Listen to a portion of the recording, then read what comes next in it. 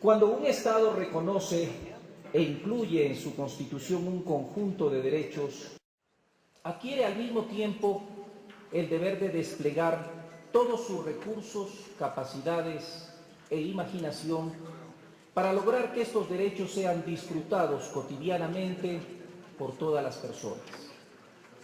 Desde esta perspectiva, la legitimidad de los gobernantes y de las autoridades públicas está determinada por los esfuerzos y resultados que ellos alcancen para lograr la plena vigencia y protección efectiva de los derechos de todos y de todas.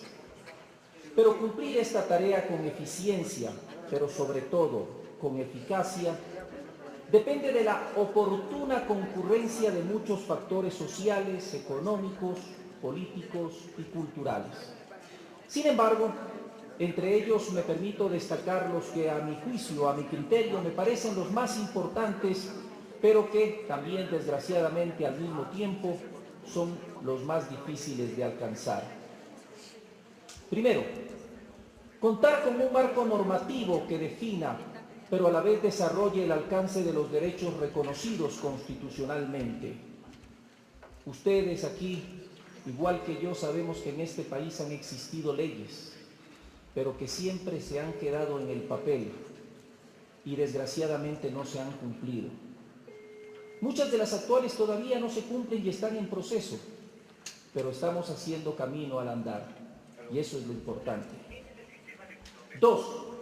Contar con institucionalidad pública cuya misión sea, y esto es importante, proteger esos derechos, pero a la vez exigir el cumplimiento de las obligaciones que son correlativas a ellos, así como generar bienes y servicios públicos que permitan a las personas, a todas las personas, concretar cotidianamente el ejercicio de sus derechos.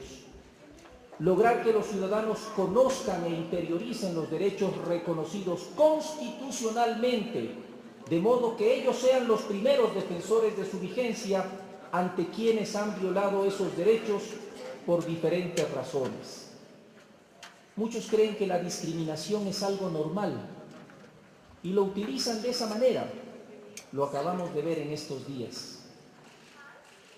Como habrán podido intuir, el objetivo es hacer un acotado análisis de estos tres factores en relación a los derechos de la comunicación, que son constitucionalmente reconocidos sobre todo desde la perspectiva de la protección de estos derechos y la reparación a las personas que han sido afectadas por actos de comunicación discriminatorios, falsos, inexactos, injuriosos, pues esas son las principales competencias que el destino me ha dado en mi condición de superintendente de la información y comunicación.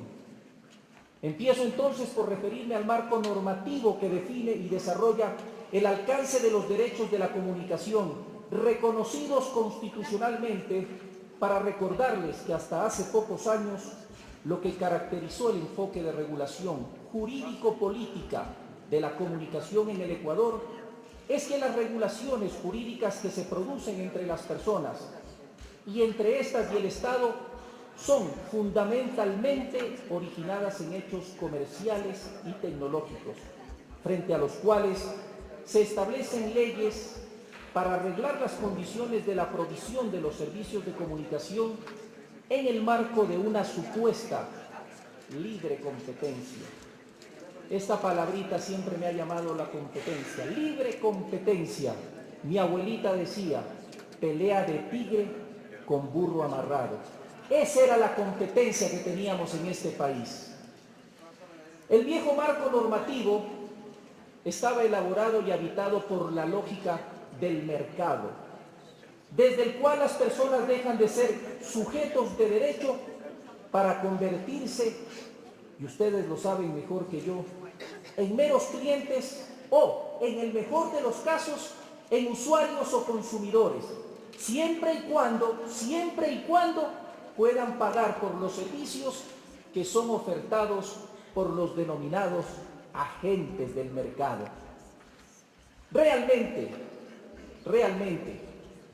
las y los ciudadanos no teníamos derechos o posibilidades reales de reclamar a los medios de comunicación si los contenidos que estos entregaban eran, reitero, injuriosos, falsos, inadecuados para los niños, niñas y adolescentes, discriminatorios o simplemente, como suele suceder, inexactos, faltos de contrastación o peor aún, de verificación.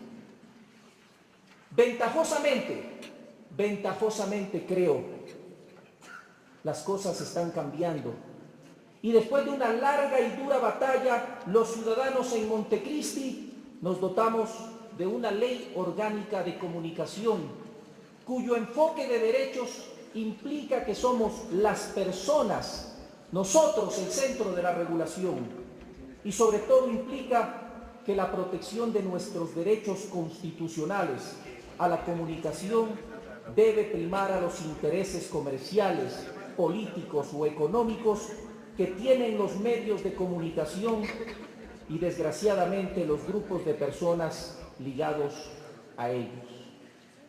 Este país fue testigo de cómo el contubernio entre los propietarios de los medios de comunicación y los grupos de poder llevaron a que más de 3 millones de nuestros compatriotas tuvieran que salir fuera de las fronteras. Vimos a mujeres, a jubilados, a jubiladas morir en la calle con el dinero que se llevaron de los bancos. Pregunto yo, ¿cuántos de ellos están presos? ¿Cuántos de ellos perdieron sus propiedades? Sin embargo, nosotros pagamos con la vida la feria que hicieron con nuestro dinero y ahora nos quieren dictar clases de moral y de ética, ellos que siempre hicieron de su bolsillo lo primero y en algunos casos de sus medios de comunicación cuchara para enriquecerse.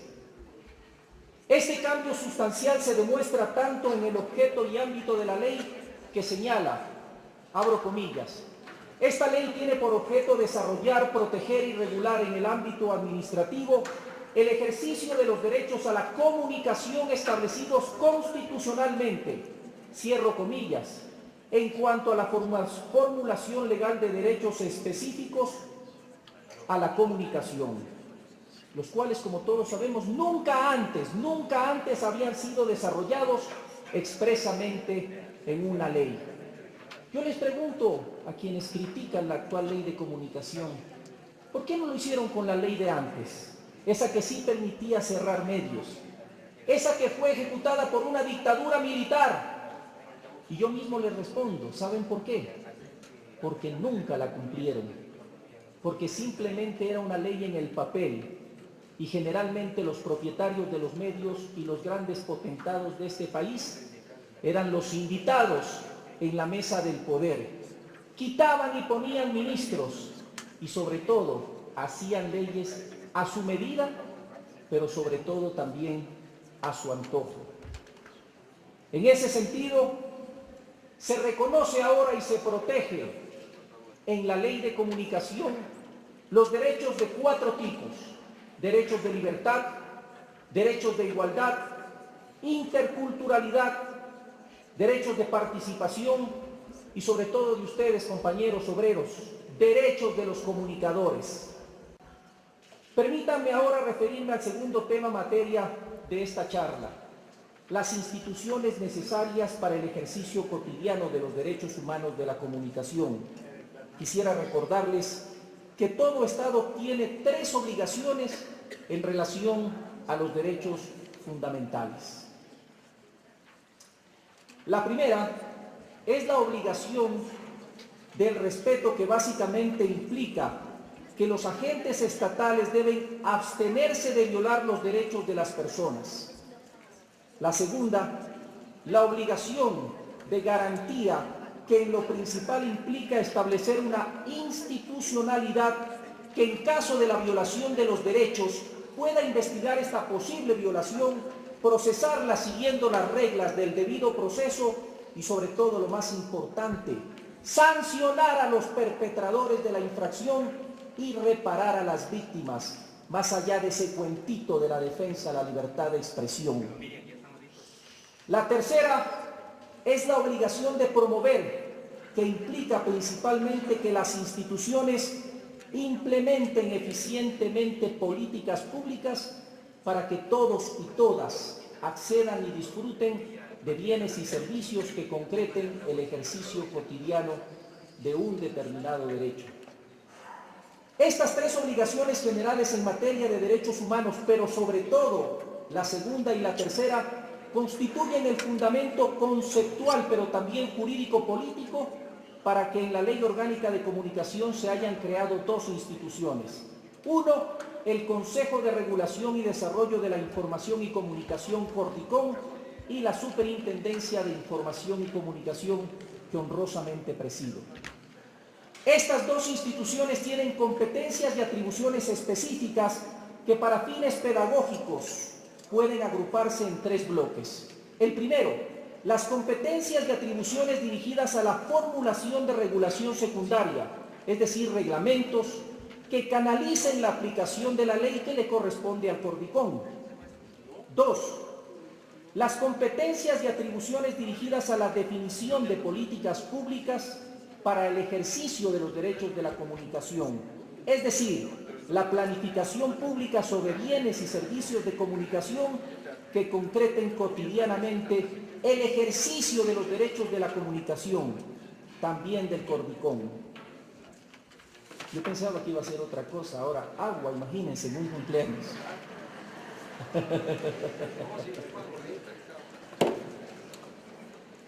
Gracias. Las competencias y atribuciones dirigidas a la protección de los derechos y su exigibilidad jurídica, es decir, en otras palabras, la posibilidad de acudir a una autoridad pública para procesar las violaciones a los derechos de la comunicación, sancionar a los perpetradores de esas infracciones, pero sobre todo, reparar a las víctimas en el ámbito administrativo. Estas les corresponden a la Superintendencia de la Información y Comunicación y creo, sinceramente, ustedes me pueden decir lo contrario si no lo piensan así, que ya se están dando. Yo creo que ya hay un cambio en este país y ya se piensa dos veces antes de soltar la lengua. Desde esa perspectiva, en el artículo 55 de la Ley Orgánica de Comunicación se define este organismo como un ente técnico de vigilancia, auditoría, intervención y control que tiene capacidad sancionatoria con el objetivo de hacer cumplir la ley.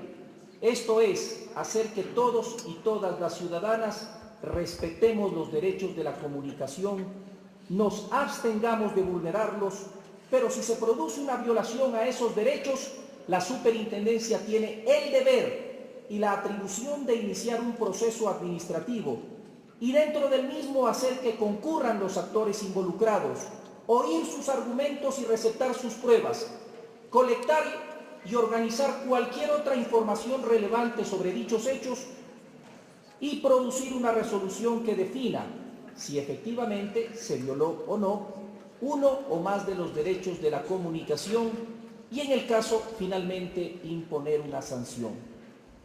Pero permítame compartir con ustedes cuál es la lógica con la que la ley establece y la Superintendencia aplica la sanción, porque sobre esto se dicen tantas cosas. Desde antes de que salga la ley se mencionó ya que esta era una ley para cerrar a los medios, para coartar la libertad de información de los periodistas. Les pregunto yo, ¿cuántos medios han cerrado? ¿Cuántos periodistas están presos? ¿A qué periodista se le ha impedido ejercer su libertad de expresión? Yo siempre digo que en este país existe tanta libertad de expresión que en algunos casos raya en el libertinaje. En primer lugar, las sanciones administrativas previstas para la infracción a los derechos de la comunicación tienen una finalidad correctiva. Esto significa que la sanción está destinada a que los actores que son sancionados entiendan que violaron los derechos de otra persona o de otra colectividad y que no deben volver a hacerlo. Es decir, que deben corregir y mejorar sus prácticas comunicacionales de modo que sean respetuosas en los derechos de los demás. En segundo lugar, las sanciones administrativas previstas para la infracción a los derechos de la comunicación son progresivas. Esto quiere decir que se hacen más graves mientras más veces se comete la misma infracción, lo cual equivale a afirmar que la respuesta jurídica del Estado será de mayor magnitud mientras más crezca el desprecio que el perpetrador de la infracción exteriorice por los derechos de la comunicación al cometer la misma infracción muchas veces. En tercer lugar, las sanciones administrativas previstas para la infracción a los derechos de la comunicación tienen finalidades reparatorias. Esto quiere decir que la ley ha incluido en la sanción algunos actos de reparación a favor de las víctimas de la violación, que en lo principal se concretan en la disculpa que el perpetrador hace en favor de la víctima y en la difusión de esa disculpa en el propio medio de comunicación en el que se produjo la infracción, así como en su página web y otros espacios públicos. No queremos, como dice por ahí hoy un articulista, que nos vengan a pedir de rodillas. Simplemente queremos que le pidan disculpas a quienes ellos han violado sus derechos. Una cosa tan sencilla y normal como esa, que para quienes se creen los papaupa de la comunicación era imposible en otros tiempos.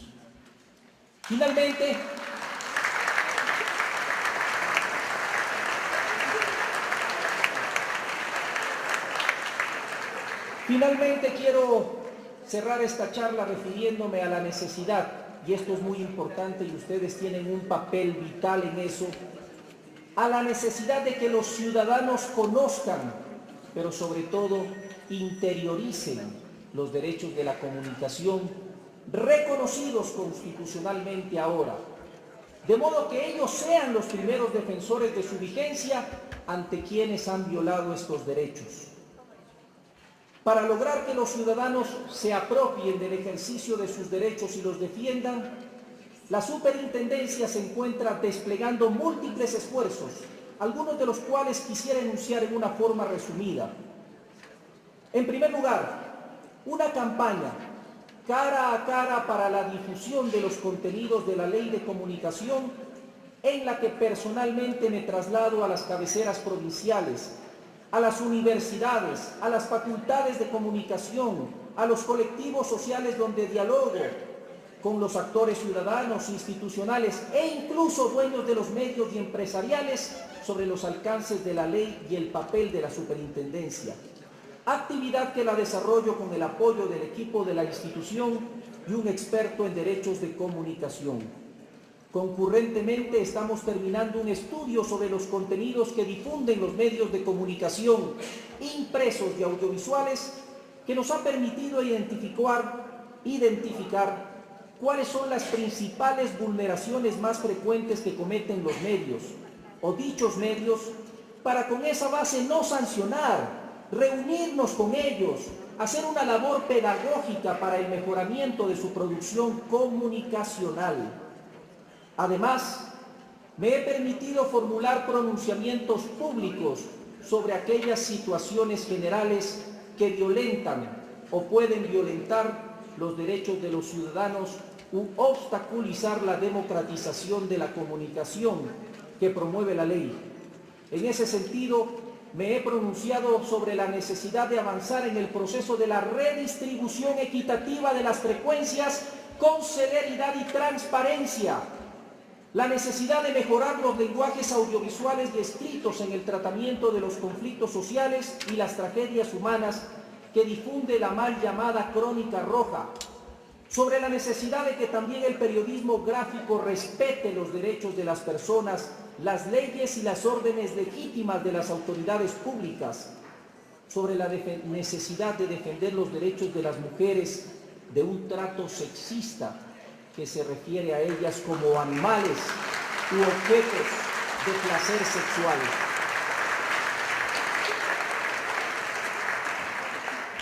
Nada de esto tendrá posibilidad de operar un cambio importante en nuestra sociedad y en nuestra cultura si es que ustedes y los ciudadanos que traen detrás de ustedes se acomodan en la inercia y se convierten en espectadores pasivos de la lucha por la democratización de la comunicación en clave de emancipatoria, pero sobre todo con justicia social. Desde esa convicción, los insto afectuosamente a tomar partido, todos juntos a luchar, no en favor de una tienda política o de una autoridad específica, sino en favor de los derechos de la comunicación, de su ejercicio pleno, para construir una mejor comunicación, en favor de que los ciudadanos tengan acceso real a los medios de comunicación. Sin su compromiso por estas causas, todo esfuerzo habrá sido inútil. Recuerden siempre, lo importante no es llegar solo y pronto, sino todos juntos y a tiempo. Muchísimas gracias.